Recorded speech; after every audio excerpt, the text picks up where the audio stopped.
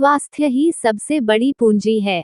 स्वास्थ्य ही सबसे बड़ी पूंजी है। एक बार की बात है, एक गांव में एक धनी व्यक्ति रहता था। उसके पास पैसे की कोई कमी नहीं थी, लेकिन वह बहुत ज्यादा आलसी था। अपने सारे काम नौकरों से ही करता था और खुद सारे दिन सोता रहता या अय्याशी करता था। वह धीरे धीरे बिल्कुल निकम्मा हो गया था। उसे ऐसा लगता जैसे मैं सबका स्वामी हूँ, क्योंकि मेरे पास बहुत धन है, मैं तो कुछ भी खरीद सकता हूँ।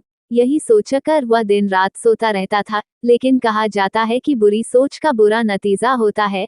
बस यही उस व्यक्ति के साथ हुआ। कुछ सालों उसे ऐसा महसूस हुआ जैसे उसका शरीर पहले से शिथिल होता जा रहा है। उसे हाथ पैर हिलाने में भी तकलीफ होने लगी। ये देखकर वह व्यक्ति बहुत परेशान हुआ। उसके पास बहुत पैसा था। उसने शहर से बड़े बड़े डॉक्टर को बुलाया और खूब पैसा खर्च किया, लेकिन उसका शरीर ठीक नहीं हो पाया। वो बहुत दुखी रहने लगा। एक बार उस गांव से एक साधु गुजर रहे थे। उन्होंने उस व्यक्ति की बीमारी के बारे में सुना, सो उन्होंने सेठ के नौकर से कहा कि वो उसकी बीमारी का इलाज कर सकते हैं।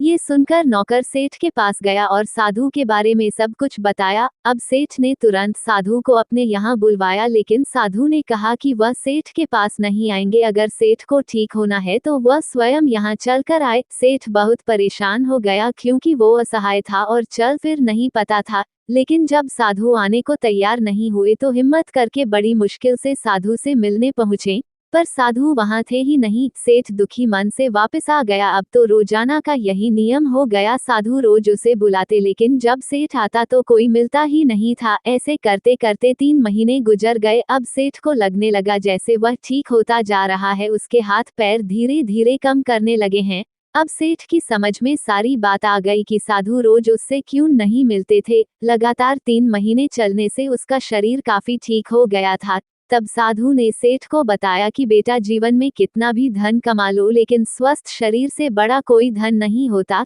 तो मित्रों, यही बात हमारे दैनिक जीवन पर भी लागू होती है। पैसा कितना भी कमा लो, लेकिन स्वस्थ शरीर से बढ़कर कोई पूंजी नहीं होती।